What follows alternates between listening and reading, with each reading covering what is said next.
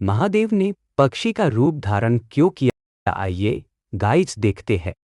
शिव और पार्वती अत्यंत प्रसन्न थे, इतने प्रसन्न कि वे वन की ओर विहार करने निकल पड़े। चारों ओर हरियाली थी, मंद मंद पवन बह रही थी और वातावरण दिव्य आनंद से भरा हुआ था। तभी माता पार्वती के मन में एक मधुर लीला करने का विचार आया और वे धीरे से कहीं छिप गई। जब महादेव ने देखा कि माता साथ में नहीं है, तो वे प्रेम पूर्वक पुकारने लगे, प्रिया देवी, आप कहाँ हैं? भोलेनाथ व्याकुल होकर उन्हें ढूंढने लगे। उन्होंने चारों ओर खड़े पेड़ पौधों से पूछा, क्या तुमने मेरी पार्वती को देखा है? पेड़ पौधों ने विनम्रता से कहा, प्रभु, हम माता के विरुद्ध कुछ नहीं कहेंगे। तब महादेव ने सभी वन्य पशुओं को बुलाया और पूछा, क्या तुमने पार्वती को देखा है? परंतु पशु भी मौन रहे। तभी एक पक्षी आकर महादेव के पास बैठ गया और विनम्रता से बोला, प्रभु, मैं आपकी क्या सहायता कर सकता हूँ? महादेव बोले, क्या मैं तुम्हारा रूप धारण कर सकता हूँ? पक्षी बोला, प्रभु, इससे बड़ा मेरा सौभाग्य क्या होगा? तभी महादेव ने पक्षी का रूप धारण किया। वे नीलकंठ बनकर आकाश में उड़ने लगे और पुकारने लगे, प्रिया देवी, आप कहाँ हो? मुझे दिखाई नहीं दे रही हो। उधर माता पार्वती एक कमल के फूल के अंदर छिप गई थी।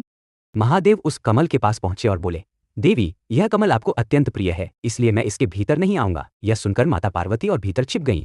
महादेव उदास होकर वहां से जाने लगे। तभी माता पार्वती कमल के बाहर आई और चुपचाप उनके पीछे पीछे चलने लगी। महादेव ने उनके पायल की आहट सुनी और रुक गए। माता पार्वती बोली, प्रिया स्वामी, आप कहाँ जा रहे हैं? महादेव ने पीछे मुड़कर देखा। माता पार्वती लज्जा से मुस्कुरा रही थी। तभी दोनों ने सर्प का रूप धारण किया और आनंदपूर्वक नृत्य करने लगे। नृत्य करते करते महादेव को पसीना आने लगा और पसीने की बूंदें धरती पर गिरने लगी। माता पार्वती चिंतित होकर बोली, महादेव, आपकी पसीने की बूंदें भूमि पर गिरने से कहीं कोई अनर्थ तो नहीं होगा? महादेव मुस्कुराए और बोले, देवी, आप चिंता ना करें। तभी पसीने की एक बूंद धरती पर गिरी और उसी स्थान पर एक महादेव प्रकट हुए।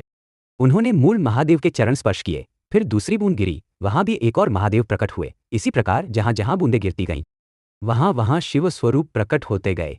चारों दिशाएं हर हर महादेव के घोष से गूंज उठी। माता पार्वती आश्चर्य से बोली, स्वामी, यह कैसी अद्भुत लीला है?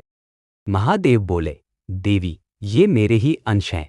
जहां जहां ये प्रकट हुए हैं, वे स्थान सदा पवित्र रहेंगे। भक्त वहां आकर मेरी उपासना करेंगे और मैं स्वयं वहां निवास करूंगा। इसी प्रकार कालांतर में अनेक पवित्र धाम प्रकट हुए। मां पार्वती बोली, जो ये कथा सुनता है या वीडियो देखता है, मेरे महादेव के लिए लाइक और सब्सक्राइब करना ना भूले।